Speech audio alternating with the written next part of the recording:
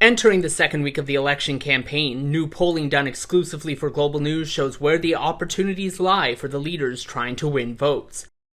For starters, some can be swayed. Only 45% of decided and leaning voters said they're absolutely certain and will not change their mind between now and Election Day.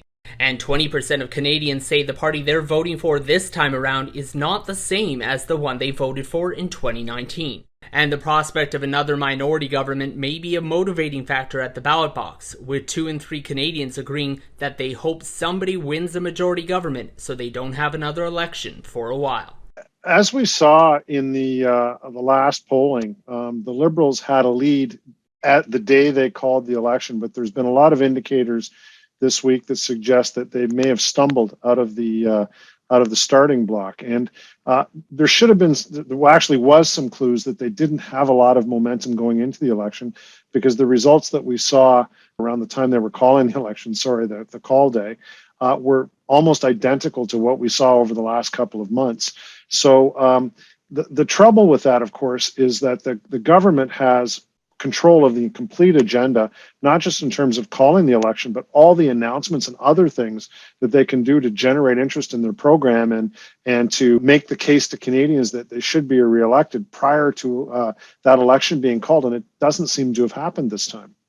Yeah, I would describe Canadian public opinion for the first time in a long time showing some movement and potential for volatility. So all sorts of mixed motivations. So for example, we see that people are generally satisfied with how the government has performed and how the Prime Minister performed during the course of the pandemic, but they have a lot of questions about where things are going to go in the future. They're not particularly happy about this election being called. A majority of Canadians telling us that they don't think that we should be in an election, and there's some potential that they could take that out on the party that called the election, the Liberal Party. And when it comes to what the actual outcome is going to be, interestingly enough, Canadians say that they'd like to see a majority government come out of this, but by the same token, they feel that there might potentially be a need to change parties. So we have a lot of volatility here, a lot of things that are going to have to be worked out over the next few weeks. And for the first time, as I said before, in a long time, we see volatility in Canadian politics. So 1 in 5 Canadians say that they're voting right now for a party that they didn't vote for in the last election campaign. The most popular second choice in the data that we're looking at is the NDP. So there's a lot of potential for them to grow. The question is whether or not particularly progressive voters, Liberal voters, are actually going to buy into potentially sending a message to the Liberal Party by voting for the NDP on some of the issues that they may have been disappointed with in terms of the Liberal Party's performance. So as I said before, there's a fair amount of volatility here. Things are looking more up in the air than they've looked in quite a long time in Canadian politics. And I think we're going to have to go through the debates that are coming up here and the tail end of the campaign before we get any certainty in terms of how people are going to be considering voting in this election.